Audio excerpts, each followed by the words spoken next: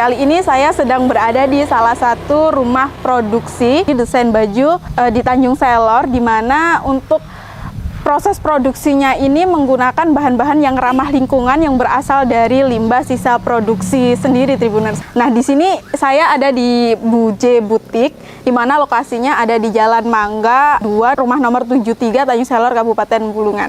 Yuk, ikut kita kepoin di dalam gimana sih produksinya.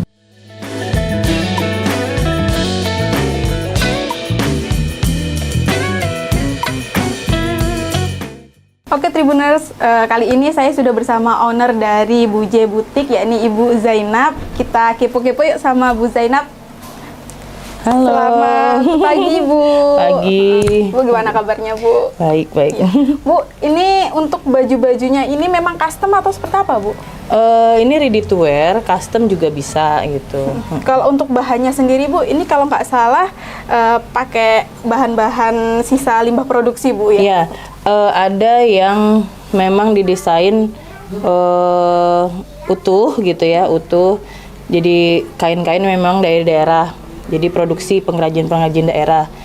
Nah, sisanya saya manfaatkan lagi untuk jadi produk lagi, jadi tidak menimbulkan sampah dan menghasilkan uang juga gitu. Jadi beberapa misalkan kalau ini masih utuh, saya desain utuh kan, beberapa kombinasi hanya sedikit. Tapi nanti pas saya lihat ada sisa apa, baru saya kepikiran tuh mau dibikin apa. Nah seperti ini sisa-sisa yang nggak mungkin kalau saya buat baju utuh kan hanya sedikit misalkan ya, jadi saya kombinasi lagi gitu. Terus ini masih besar sih, masih besar sisa-sisa limbahnya.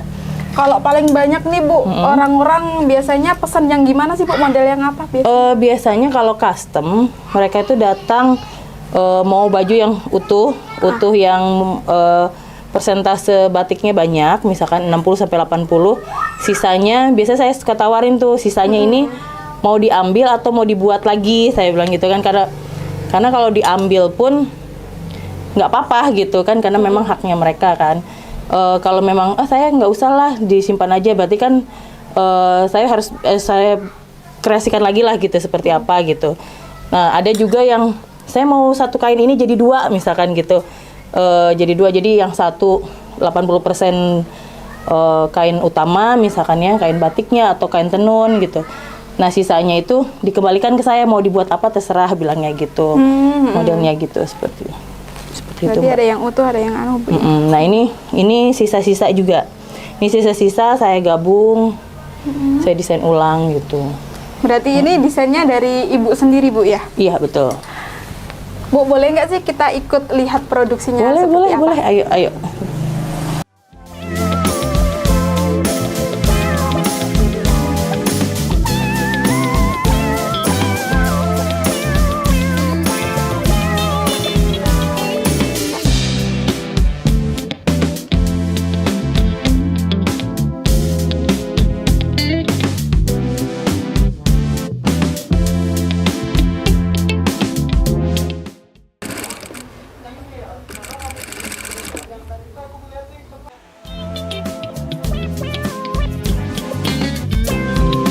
Nah, ini kainnya dari kain-kain kecil. Oh, yang sisa-sisa yang nggak bisa lagi jadi baju utuh kan? Sisa-sisanya saya buat seperti ini. Kalau terkait dengan plastiknya ini Bu? Plastiknya ini telo bag namanya. Oh, telo bag. Telo bag ini dia terbuat dari bahan telo gitu ya. Jadi kalau sudah dibuat seperti ini, nanti prosesnya ada pemasakan gitu. Jadi dimasak di air panas, diangkat sudah hilang gitu plastiknya. Oh, berarti ini ramah lingkungan Bu, ramah ya? lingkungan. Aman kalau misalkan kena unsur tanah atau air betul. Bu ya? Betul. Kalau dia kena air dingin mungkin prosesnya lama gitu. Jadi kalau kena air panas langsung lebur.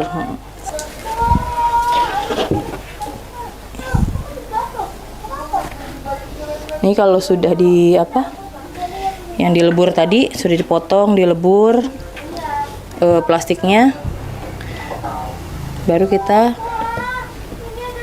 kasih pengeras gitu bagian dalamnya.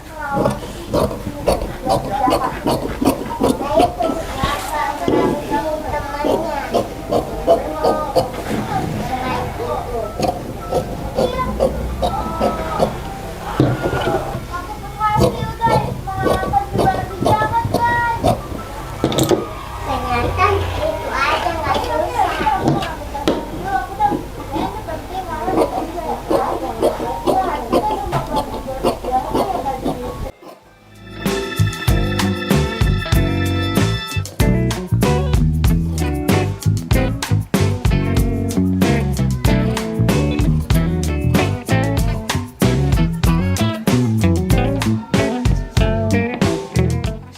Nah, Tribuners, ini sekarang kita lihat-lihat ini untuk proses pengepresan dari kain sisa limbah produksi atau hasil kain perca-perca ini.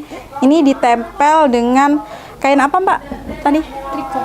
Kain trikot. Nah, yang hitam ini kain trikot, Tribuners. Kain trikotnya ini dipotong ukurannya sesuai dengan model bajunya yang akan digunakan untuk baju atau polanya, dan dilakukan pengepresan menggunakan setrika.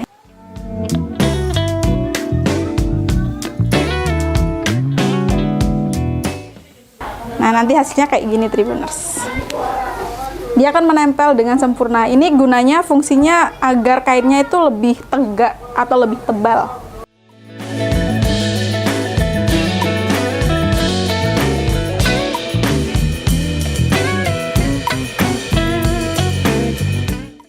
Nah, Tribuners, untuk proses selanjutnya setelah dilakukan pengepresan tadi, kita akan melakukan proses penjahitan.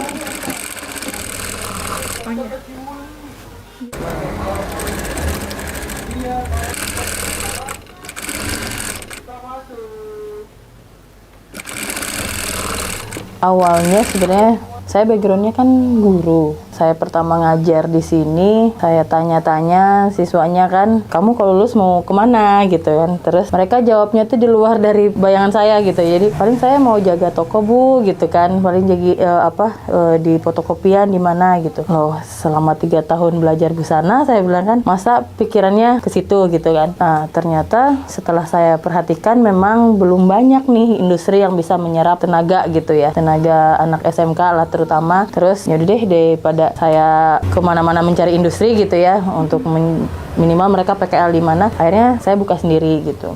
Jadi di tahun 2018 itu saya buka sendiri, masih kayak custom gitu ya Mbak ya, custom, jadi terima pesanan, baru dikerjain gitu. Nah, kesininya mulai nih gitu ya, saya udah punya konsepnya, saya pengen bikin baju jadi nih gitu kan, lalu merambah juga ke seragam-seragam gitu. Nah, yang penting awalnya saya hanya untuk menyerap tenaga lulusan tata busana gitu kan. Nah, di tahun 2018 itu saya buka kesininya mulai dengan penjualan offline, e-katalog, online juga gitu. Untuk ke arah limbahnya itu belakangan 2 tahun terakhir gitu. Jadi 2 tahun terakhir saya diajak Bank Indonesia untuk mengikuti fashion show di Jakarta. Di sana ternyata sudah benar-benar mengangkat topik sustainable living gitu ya. Jadi berkelanjutan. Jadi sebenarnya bukan hanya sebatas sampah gitu, bukan gitu, tapi bagaimana tempat industrinya nyaman gitu kan. Jangan sampai tempat industri malah sebelahnya itu ada tumpukan kain gitu kan.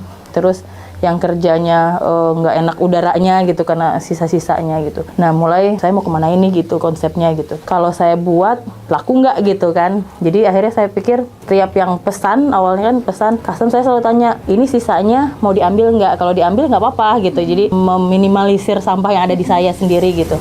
Jadi ada yang memang sisanya saya bawa aja, soalnya mau dibikin apa, dibikin tas, dibikin apa gitu ya. Oh iya nggak apa-apa. Setelah itu akhirnya ada juga yang saya mau satu kain ini dijadikan 2 baju. Misalkan yang satu paling persentase batiknya hanya 20%, 10% gitu. Yang sisanya full gitu. Yang di industrinya juga kalau ada sisa-sisa gitu ya, sisa-sisa ya akhirnya mereka yang nggak mau bawa kainnya gitu, sisa-sisa kainnya ya saya buat gitu. Akhirnya saya buat, lalu mulai ikutkan di pameran-pameran gitu. Dan itu nggak langsung kena sasaran gitu ya. Jadi memang kadang dibawa ada yang nggak laku, namanya usaha gitu, namanya juga usaha ya. Saya mulai menganalisa nih, oh nggak bisa nih kalau jualnya hanya sebatas saya bawa aja gitu. Ternyata harus di komunitas-komunitas tertentu gitu, yang benar-benar pecinta-pecinta lingkungan gitu. Sebenarnya saya itu nggak terlalu banyak punya karyawan tetap. Jadi yang tetap ini sebenarnya 2 orang. Selebihnya itu kadang mereka yang magang ya, dari yang magang, lalu yang sudah pernah kerja di sini saya bantu untuk mensupport buka sendiri gitu. Jadi ada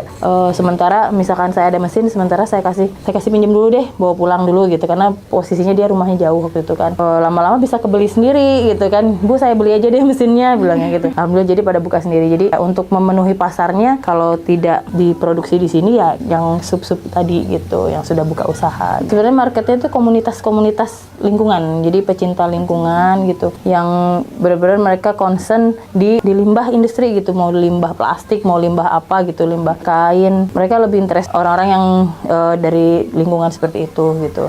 Biasanya orang mikir, ini kan sisa kain gitu kan, ini kan sisa kain aja, harusnya bisa murah gitu. Tapi kita kan nggak jual sisa kain, tapi kita jual kreativitas gitu. Kalau kita jual sisa kain mungkin nggak seberapa ya. Kalau jual sisa kain ya sudah, satu karung kan Rp500 kalau di Jawa tuh kan, Rp500.000 atau Rp500 atau Rp1.000 gitu kan satu karung. Kalau kita memang menjualnya sisa kain, tapi kan kita menjualnya adalah kreativitas gitu.